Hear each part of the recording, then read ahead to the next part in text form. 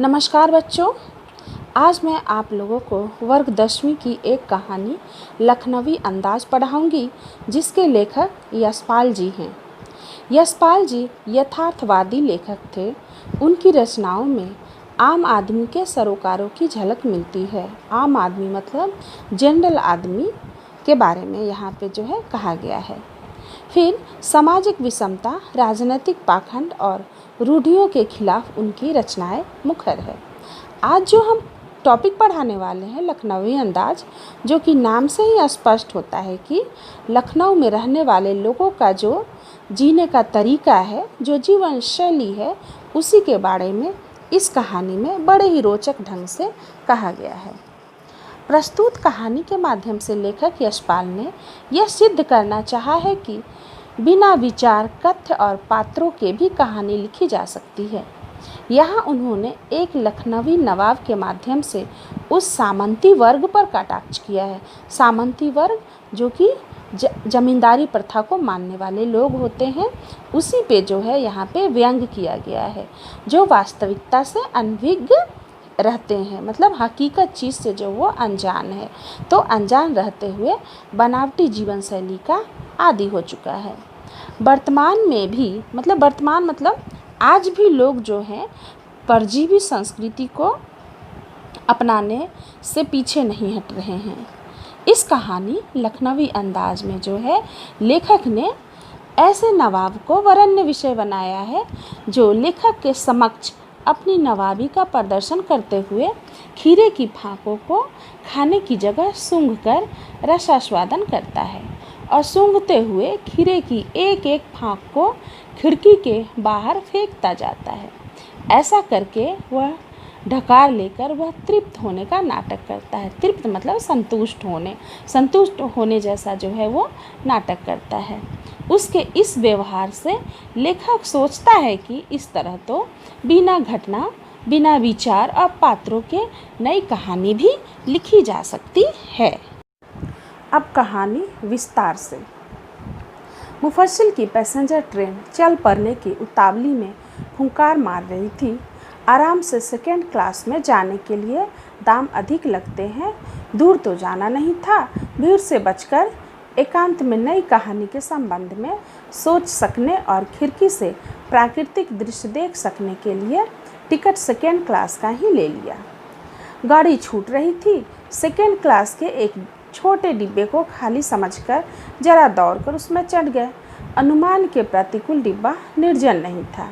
एक बर्थ पर लखनऊ की नवाबी नस्ल के एक सफ़ेदपोश सज्जन बहुत सुविधा से पालथी मारे बैठे थे। सामने दो ताजे चिकने खीरे तौलिए पर रखे थे। डिब्बे में हमारे सहसा कूद जाने से सज्जन की आंखों में एकांत चिंतन में विघ्न का असंतोष दिखाई दिया। सोचा, हो सकता है यह भी कहानी के लिए सूझ की चिंता में हो या खीरे जैसी अपदार्थ वस्तु का शौक करते हुए जाने के संकोच में हो। नवाब साहब ने संगति के लिए उत्साह नहीं दिखाया। हमने भी उनके सामने की बर्थ पर बैठकर आत्मसम्मान में आंखें चुरा ली। थाली बैठे कल्पना करते रहने की पुरानी आदत है। नवाब साहब की सुविधा और संकोच के कारण का अनुमान लगने लगे। संभव है नवाब साहब ने बिल्कुल अकेले यात्रा कर सकने के अनुमान में किफ़ायत के विचार से सेकेंड क्लास का टिकट खरीद लिया हो और अब गवारा न हो कि शहर का कोई सफ़ेदपोश उन्हें मंझले दर्जे में सफ़र करता देखे। अकेले सफ़र का वक्त काटने के लिए ही खीरे खरीदे होंगे और अब किसी सफ़ेदपोश के सामने खीरा कैसे खाए, इसके बारे में वो सोच रहा है। यहाँ पर लेखक बता रहे हैं कि वह भीड़ से बचने के लिए दूसरे दर्जे की टिकट लेकर रेलगाड़ी के एक डिब्बे में सवार हो गए। डिब्बे में उन्होंने देखा कि एक लखनऊ के नवाबों जैसा भद्र व्यक्ति पहले से ही बैठा था और उसने अपने पास दो खीरे भी रखे हुए थे। उस भद्र पुरुष के चेहरे पर लेखक को चिंता और संकोच का भाव वो स्पष्ट रूप से दिखाई दे रहा था। नवाब साहब में सहयात्री से मिलने की उत्सुकता न देखकर लेखक सामने के ही बर्थ पर जो है बैठ जाते हैं। खाली समय में वे कल्पना करने का काम करते हैं। चूँकि वो लेखक थे इसलिए वह भी जो है वो एकांत चाह रहे थे और इसलिए सोचे थे कि जब मैं सफ़र करूँगा तो खाली बैठकर जो है किसी भी कहानी के ऊपर जो है चिंतन करूँगा। लेकिन यहाँ पे जो है नवाब साहब के सामने वो सहसा आ जाते हैं, तो नवाब साहब थोड़ा सा जो है उनके आ जाने से संकोच और सुविधा सा महसूस करने लगता है। फिर जो है उन्होंने अनुमान लगाया कि नवाब साहब ने अकेले ही यात्रा करने के उद्देश्य से दूसरे दर्जे का टिकट खरीदा होगा और सफ़र काटने के लिए खीरे खरीदे होंगे। लेकिन लेखक को देखकर शायद वह संकोच में पड़ गया। अब यहाँ पे है जो हम इस कहानी में जो है हम दूसरा अनुच्छेद को देख रहे हैं। जैसे यहाँ पे है कि हम कनखियों से नवाब साहब की ओर देख रहे थे। नवाब साहब कुछ देर गाड़ी की खिड़की से बाहर देखकर स्थिति पर गौर कर रहे थे। ओह, नवाब साहब ने सहसा हमें संबोधन किया। आदाब अर्ज जनाब, खीरे का शौक़ फरमाएंगे। नवाब साहब का सहसा भाव परिवर्तन अच्छा नहीं लगा। भांप लिया, आप शराफत का गुमान बनाए रखने के लिए हमें भी मामूली लोगों की हरकत में लथेर लेना चाहते हैं। जनाब जवाब दिया, शुक्रिया, किबला शौक़ फरमाइए।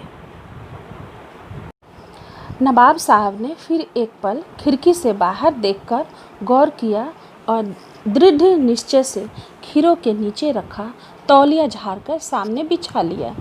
सीट के नीचे से लोटा उठाकर दोनों खीरों को खिड़की से बाहर धोया और तौलिए से पोंछ लिया। जेब से चाकू निकाला, दोनों खीरों के सिर काटे और उन्हें गोद कर झाग निकाला। फिर खीरों को बहुत एहतियात से छीलकर फाँकों को करीने से तौलिए पर सजाते गए। लखनऊ स्टेशन पर खीरा बेचने वाले खीरे के इस्तेमाल का तरीका जानते हैं। ग्राहक के लिए जीरा मिला नमक और पीसी हुई लाल मिर्च की पुड़िया भी हाजिर कर देते हैं। नवाब साहब ने बहुत करीने से खीरे की फाँकों पर जीरा मिला नमक और लाल मिर्च की सूखी बुरक दी। उनकी प्रत्येक भावभंगिमा और जबड़ों के स्फुटन से स्पष्ट था कि उस प्रक्रिया में उनका मुख खीरे के रसास्वादन की कल्पना से प्लावित हो रहा था। प्लावित होना मतलब उनके मुंह में जो है वो पानी भर जा रहा था। यहाँ पे जो है नवाब साहब ने जो है स्थिति को भांप लेते हैं। जैसे वो लेखक से नमस्कार करके जो है खीरे खाने के फिर विषय में भी जो है वो पूछता है। नवाब साहब के बदले हुए स्वभाव को देखकर लेखक महोदय समझ जाते हैं कि वह उन्हें सामान्य लोगों की तरह ही समझ रहा है और उन्होंने जो है खीरा खाने से मना कर दिया। नवाब साहब ने खीरों को धोया और ऊपरी हिस्सा काटकर उनको रगड़ा। फिर जो है चाकू से छीलकर उन्हें फाँकों में काट लिया। उन पर जीरा मिला नमक और लाल मिर्च डाली। खीरों के रसास्वादन की कल्पना से ही जो है लेखक के मुंह में जो है पानी भर भर आ रहा था। फिर है हम कनखियों से देखकर सोच रहे थे मियाँ रईस बनते हैं, लेकिन लोगों की नज़रों से बच सकने के ख्याल में अपनी असलियत पर उतर आए हैं। नवाब साहब ने फिर एक बार हमारी ओर देख लिया। वल्लाह शौक़ कीजिए, लखनऊ का बालम खीरा है। नमक मिर्च छिड़क दिए जाने से ताज़े खीरे की पनियाती फाँकें देखकर पानी मुंह में ज़रूर आ रहा था, लेकिन इनकार कर चुके थे। आत्मसम्मान निभाना ही उचित समझा। उत्तर दिया, शुक्रिया, इस वक्त तलब महसूस नहीं हो रही है। मैदा भी ज़रा कमज़ोर है। किबला शौक़ फरमाइए, मतलब आप ही खाइए। मेरा पेट जो है आंत जो है वो थोड़ा कमज़ोर है, इसलिए आप ही खाइए। नवाब साहब ने सतृष्ण आँखों से नमक मिर्च के संयोग से चमकती खीरे की फाँकों की ओर देखा। खिड़की के बाहर देखकर दीर्घ श्वास लिया। खीरे की एक फाँक उठाकर होठों तक ले गए। फाँक को सूंघा। स्वाद के आनंद में पल के जो है वो मूंद ली गई। मुंह में भर आए पानी का घूंट गले से उतर गया। तब नवाब साहब ने फाँक को खिड़की से बाहर छोड़ दिया। नवाब साहब खीरे की फाँकों को नाक के पास ले जाकर वासना से रसास्वादन कर खिड़की के बाहर जो है सभी खीरे के फाँकों को जो है वो फेंकते जाते हैं। ये सभी चीज़ को देख के जो है यहाँ पे लेखक जो है वो सोच रहे हैं। लेखक सोच रहे हैं कि वैसे तो रईस बनने का ढोंग कर रहा है और लोगों से नज़रें बचाकर खीरे भी खा रहा है। नवाब साहब ने फिर लेखक से खीरे खाने के विषय में पूछा। नमक मिर्च लगे ताज़े खीरे देखकर लेखक के भी मुंह में जो है वो पानी आ जाता है। उसके अंदर जो है मुंह के अंदर जो है वो पानी का उबाल जो है वो बाहर की ओर जो है निकलने लगता था, किंतु स्वाभिमान को बचाए रखने के लिए यह कहते हुए मना कर दिया कि इच्छा नहीं है और मेरा आमाशय भी कमज़ोर है। मैदा मतलब यहाँ पे कहानी में मैदा जो कहा गया है उसी को हम लोग यहाँ पे जो है आमाशय कहते हैं, ठीक है। तो लेखक कह रहे हैं कि मेरा आमाशय जो है थोड़ा कमज़ोर है। फिर नवाब साहब ने प्यासी आँखों से खीरे की फाँकों को देखा और एक लंबी सांस लेकर खीरे की एक फाँक को नाक तक ले जाकर सूंघा। स्वाद का आनंद लेकर और मुंह में आए पानी को पीकर फाँक को खिड़की से बाहर जो है वो फेंक दिया। इस तरह जो है उन्होंने सभी फाँकें सूंघकर खिड़की से जो है वो बाहर फेंकते जाते हैं एक के बाद एक को। उसके बाद हम इसी पेज के जो है दूसरे अनुच्छेद को देखते हैं कि इसमें क्या कहा गया है। नवाब साहब ने खीरे की सब फाँकों को खिड़की के बाहर जो है फेंककर तौलिए से हाथ और होंठ जो है वो पोंछ लिए और गर्व से गुलाबी आंखों से हमारी ओर देख लिया, माने कह रहे हो यह है खानदानी रईसों का तरीका। नवाब साहब खीरे की तैयारी और इस्तेमाल से थक कर लेट गए। हमें तस्लीम में सिर खम कर लेना पड़ा। यह है खानदानी तहजीब, नफासत और नजाकत। हम गौर कर रहे थे खीरा इस्तेमाल करने के इस तरीके को। खीरे की सुगंध और स्वाद की कल्पना से संतुष्ट होने का सूक्ष्म, नफीस या एब्स्ट्रैक्ट तरीका जरूर कहा जा सकता है, परंतु क्या ऐसे तरीके से उदर की तृप्ति भी हो सकती है? नवाब साहब की ओर से भरे पेट के ऊंचे ढकार का शब्द सुनाई दिया और नवाब साहब ने हमारी ओर देखकर कह दिया, खीरा लजीज होता है लेकिन होता है शकील, नामुराद मैदे पर बोझ डाल देता है। ज्ञान चक्षु खुल गए, पहचानना ये है नई कहानी के लेखक। खीरे की सुगंध और स्वाद की कल्पना से पेट भर जाने का ढकार जो है यहाँ पे आ सकता है, तो बिना विचार घटना और पात्रों के लेखक की इच्छा मात्र से नई कहानी जो है वो क्यों नहीं बन सकती है। अब जो है यहाँ पे हम थोड़ा सा इसको हम संक्षेप में ऐसे कह सकते हैं कि यहाँ पे जो है नवाब जो है खीरे की सारी फाँकें जो है सूंघ सूंघ कर बाहर फेंकता जाता है और फिर जो है वो हाथ मुंह जो है वो तौलियों से पोंछते हुए जो है वो गर्व सा महसूस कर रहा है और लेखक को जो है ऐसे देखता है और वो अपने आप को जो है देखकर जो है खानदानी रईस जो है वो बता रहा है।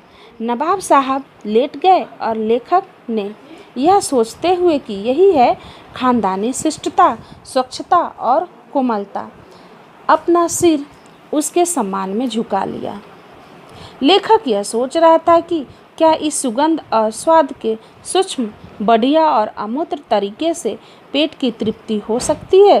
तभी नवाब साहब ने भरे पेट जैसी ढकार ली और लेखक से कहा कि खीरा स्वादिष्ट तो होता है किंतु आमाशय के लिए भारी होता है।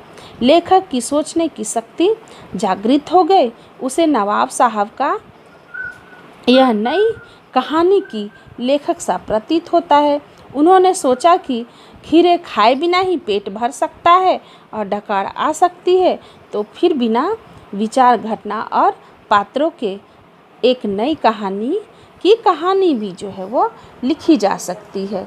तो ये था लखनवी अंदाज कहानी और उसका संक्षेप रूप भी। इसी के साथ यह कहानी जो है वो समाप्त होती है।